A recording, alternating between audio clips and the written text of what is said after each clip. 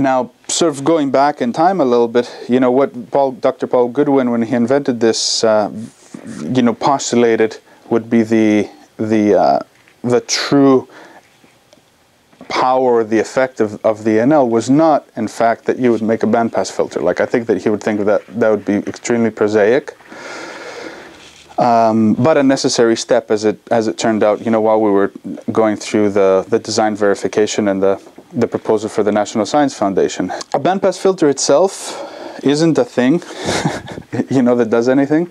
It is usually used as an input to an antenna. It's the first thing that isolates some of the signal, but what happens afterwards is a really complicated series of calculations which decode the signal, reduce its frequency to something that's measurable, that the rest of the electronics can adhere to. So whether or not the transmission is in the gigahertz range, that doesn't mean that the electronics perform those calculations on gigahertz frequencies. They're very cumbersome. From what we learned, they produce a lot of inductive effects. They wreak havoc generally when you get up to the gigahertz range in your electronics. So they're usually reduced to like 400 megahertz, sometimes 200, 250 megahertz.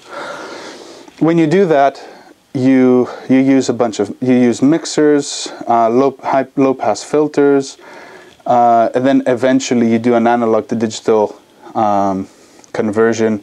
And you isolate the signal and its conjugate signal so that you can carry errors and things like that. It's complicated. Is what I'm trying to get out of this. It's complicated. And every time a new technology is produced, so when you have fifth generation Wi-Fi, for instance, wireless technology, LTE, which is now, the architecture itself changes. Okay, so the architecture, you don't just switch out a bandpass filter or make 5 gigahertz towers. The reception is the architecture, the specifications of the reception devices are changed itself. The bandpass filters that we use, and you've already realized that the NL isn't exactly a bandpass filter, right? But it does this effect. It restricts a certain frequency band. So the bandpass filters that we use, that are in this probably, is a surface acoustic wave filter. They're called SAW filters. They're surface acoustic wave filters. They work well up to 2.4 gigahertz. They don't work very well higher than 2.4 gigahertz. This is a frequency range up here. Their oscillation, their resonance, is actually a physical resonance. The crystals move physically. In the NL, nothing moves physically. The resonance is in the transmission line. SAW filters, if you're looking for higher performance, you use bulk acoustic wave filters, and these are a different type of crystal, but it's a very similar principle of operation. But they're all crystals, and these crystals basically have electrodes at the end, and there's a crystal there, and the electrode, the signal comes in with the electrode, and this crystal oscillates. It's just the way that it's made that it resonates. It resonates, and then on the other side comes the frequency that it resonates on. Because it's piezoelectric, it resonates mechanically, and when it resonates, this movement, produces this inductive current in the ions of the crystalline lattice, I'm sorry for that, but produces a voltage that comes out. So in comes this mess, out comes your 2.4 gigahertz signal with some kind of plateau like we described earlier. Bulk acoustic wave filters usually for microwave applications, but the technologies are limited by band. There are also crystal lattices, there's other technologies that are usually used in television, UHF, and things like that. So we do not use any of these piezoelectric substrates, which means we don't have to procure the very rare substrate from the mines in India where they are made. We don't have to clean them out. We don't have to grow the crystals. We just print the technology. It's all done in the foundry.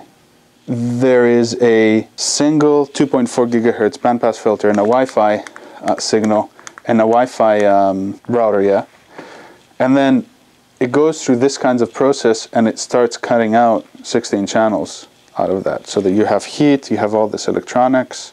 You could just have maybe 1, 2, 3 of these, and that's your Wi-Fi. Or, you know, the area-wise, you know, you only need about the size of your fingernail to get about 20 NLs in there, and the gigahertz range, because there's some low frequency ones here.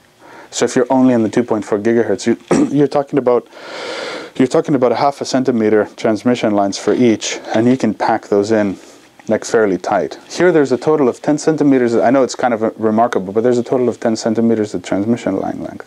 So this is, you know, I'm hearing your questions, and this is a very technical innovation. We're not using piezoelectric substrates or resonating crystals in order to produce the bandpass filtering effect. We're using a transmission line resonance. So this is a new way of doing bandpass filtering. The NL doesn't have, there's no theoretical limitations to the NL. We haven't found them yet. What we want to do is build higher and higher frequency NLs to see whether or not there is a limitation.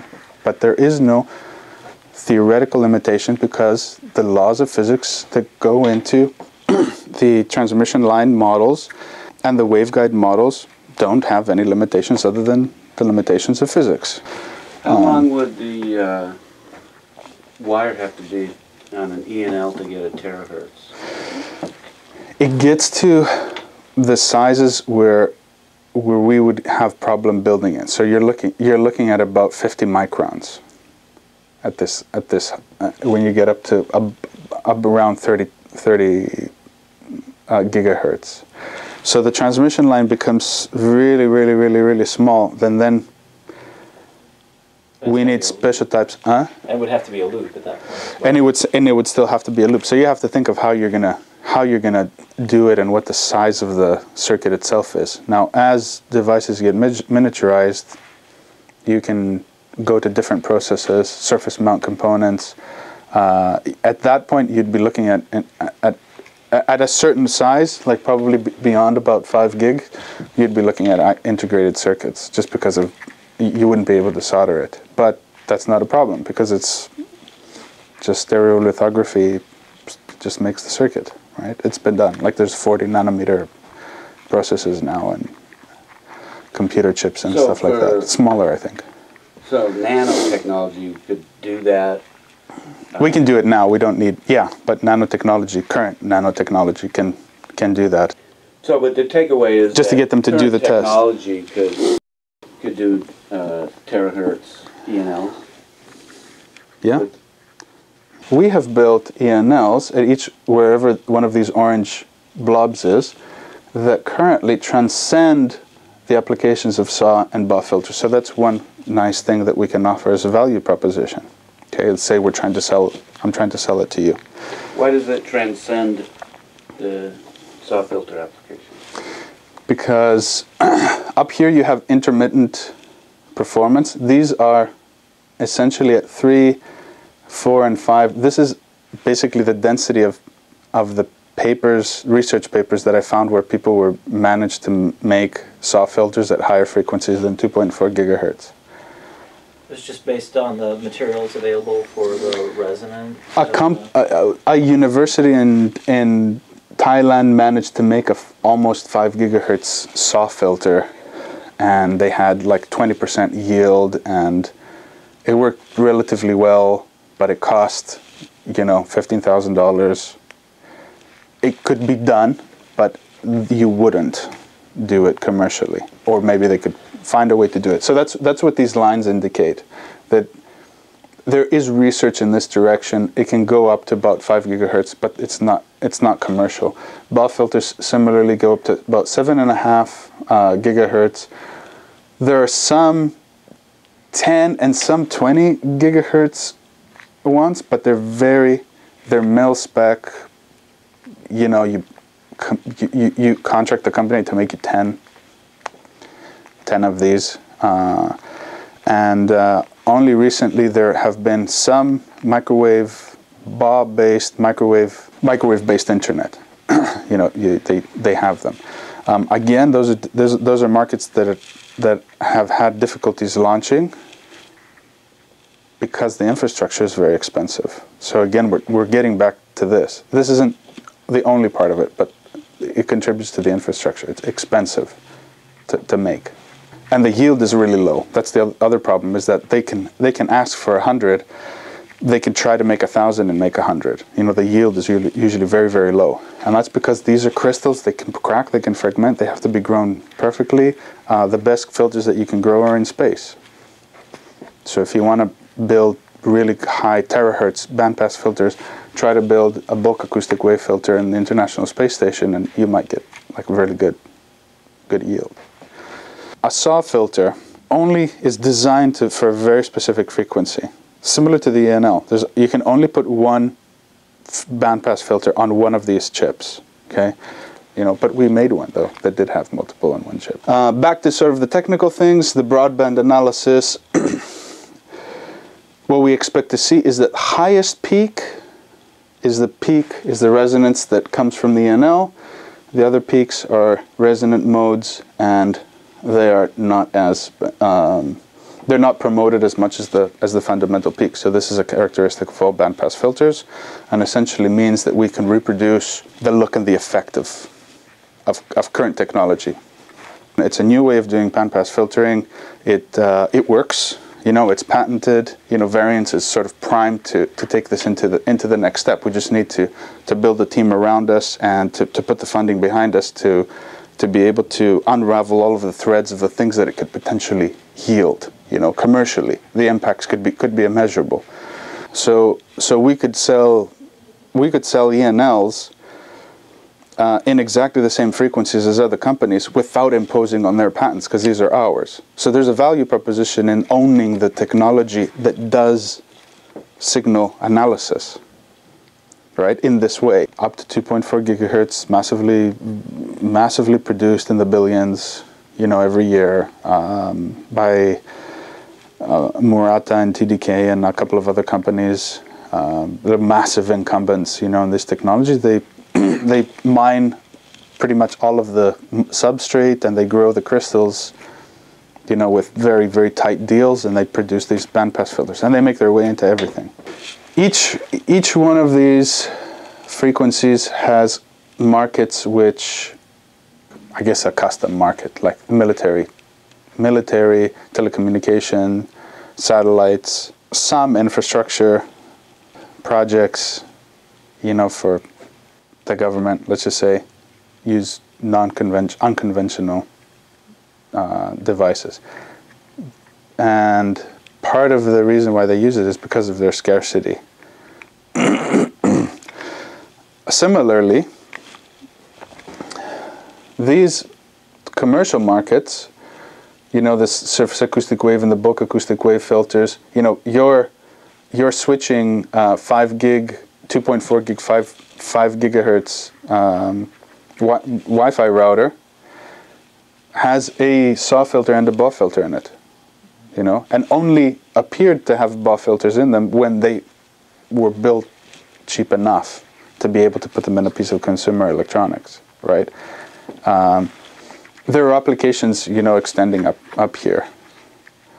Terahertz up to the terahertz applications and microwave applications, you're looking at the design specification, I guess, for what you want it to do. So if you're looking at piercing parts of the atmosphere or the ionosphere, again, you're looking for really low wave frequencies. You would try to go really way down here. If you're looking for packing in, burst data or something like that, you want really high frequency components, and you only need two, right? You need one on the transmitter and one on the receiver, and no one else can hear you. Or wouldn't it be great if the infrastructure in this building, had a custom base designed by Variance Dynamical internet infrastructure that worked at 12.5 gigahertz, and no one else is in that range, right? So there's no interference, really high throughput devices, and then you just have one tether out kind of thing to the internet if that's what you really want to do. But the internal networking can be at any frequency you want, right? You just need to be able to talk from one system to another. This is something that I looked into as part of our value proposition. If indeed, through the research and the marketing and the commercialization effort, we realized that there is a different bandpass filter in your iPhone for every single channel that it can tune to. So you have one bandpass filter for Wi-Fi, one for GPS, one for Bluetooth, one for NFC if you have one of the newer ones, etc., etc. And of course the cellular data and cellular voice and things like that, and they're separate. So you have 6-7 bandpass filters. Those take up real estate on the circuit itself. They have a copy of the demultiplexing circuitry for each channel, because the encoding and the decoding is not the same for GPS as it is for CDMA, for instance, and the older stuff. And if you buy a phone from certain companies, you can't switch them over to another one, right? So some companies, I don't know, I can't remember what the sort of table is or something, but you can find it in Wikipedia. You know, an AT&T phone can never become a Verizon phone or something like that, because they don't have that, they don't transmit on certain signals. So you need an 850 megahertz bandpass filter in order to read that Verizon channel. You can't just take it over to GCI and say, I want to make this an AT&T or a GCI, another company's phone, without having that bandpass filter, right? So that means that there's higher level of customization in the phones, and in all of the devices. We're just using this as a really prevalent commercial impetus, like how many channels can I pack into my phone is like a big deal for people, right? You can communicate that easily. So a company that is a very prolific company in the bandpass filter markets called Murata decided a couple of years ago to go after this type of market, and they produced a Murata filter bank. And this filter bank has 850, 900, 1.8 and 1.9 megahertz bandpass filters. But it is an integrated circuit that has 4 bandpass filters on it. It's not a single chip. Okay, the ENL that we produce as one of our first proof of concept prototypes is this cutting edge technology solving their exact problem. This is a really big deal. This is something that people have been trying to work on for a really long time, and we did it, I guess, inadvertently at the time with ours. The footprint is almost identical. The frequencies are actually, we have a higher frequency channel at 3.6 megahertz, and the cost for producing this is about $1 each, and that's over valuing it. Depends on the volume. This costs $136 each, and it's probably why it's not used in commercially yet. It's very expensive. It's very expensive to make because it's microscopic, and you're basically building the circuit and soldering the circuit onto a little substrate. That's a really strong point in our design, is that you can grow these chips, you can put as many channels as you want on them, and they can match current technologies in their operation. It's very simple to manufacture. You don't have to mine them. You don't have to grow any crystals. You can build it in a foundry. You can build them at the same time as you build your integrated circuits built onto your actual integrated circuit. So right now the bandpass filters, there's a chip that does LTE, for instance. There's a bandpass filter on the outside. There's no way to build it in because of the way that it exists. It exists as a component. You can't print it using photolithography, but with the ENL you can build it straight into it. So I'm imagining a very competent electrical engineer who's like sitting with me designing their circuit, and we're saying, well, what the awesome thing about this is we can print the entire circuit on one AC. IC. You don't need any external components. It's all one IC. That means maximum robustness, especially for like difficult situations. And you get quality assurance, right? They're all built exactly to spec. So here we want to move the design where there's one consolidated chip that Apple and Nokia buy, and it's the standard chip for telecommunications. They just drop it in because it has 40 telecommunications and Wi-Fi and NFC and broadband channels all in one. Like, the value of that is obvious. It's immeasurable. You don't look no further. There's no faster way. There's no better way. There's no cheaper way to do it. This is something that would be a massive commercial hit. Why would I use this instead of a bandpass filter? It's not the same thing. You don't need to mine mines and it's like two big mines in Mongolia and in India that produce most of the substrates for these like weird cesium oxide, kryptonite, something weird. It's just this weird thing that they're made of. It's a piezoelectric crystal, but they're not sufficient. They need to be grown in ionized environments and specific chambers and stuff like that. Like, you don't need to do all of that. We're talking about billions of bandpass filters produced per year to sustain the telecommunications markets. The other thing was notch filter characteristics. So a notch filter is a band reject mode. So when you have frequencies, sometimes you have a signal where you really, really want to find the signal that's being emitted at you, like an antenna, for instance, and sometimes you absolutely don't want a signal. So if you are in a very noisy environment where you are trying to reject some of the superfluous signals around you, you can choose to actively band reject a certain frequency. So in this case, we do this with ENL by inverting one of the stages so that we identify the signal in one of the loops, and then we'd go pi over 2, and we invert the phase, and the second transmission line blocks the input signal. So this, and the fun thing about it is that because it's a feedback loop, it keeps on doing it. So even if you increase the signal coming in for some reason, or you get closer to the source, it will respond and it'll reject it, even stronger and stuff. Here's a band reject mode. This one is like slided in here just for that. So this is an example of how you would reject a frequency. So in this one, I was trying to tune it to decrease these resonances and to increase, I guess, the depth of the band rejection mode here. So this you can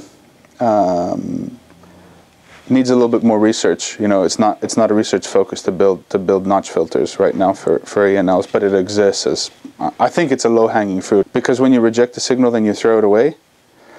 You don't need to. You're usually not interested in post-processing. Whereas when you're detecting a signal, it goes to some kind of multiplexer afterwards, some kind of interpreter. There's other steps afterwards, so the signal requires some kind of treatment.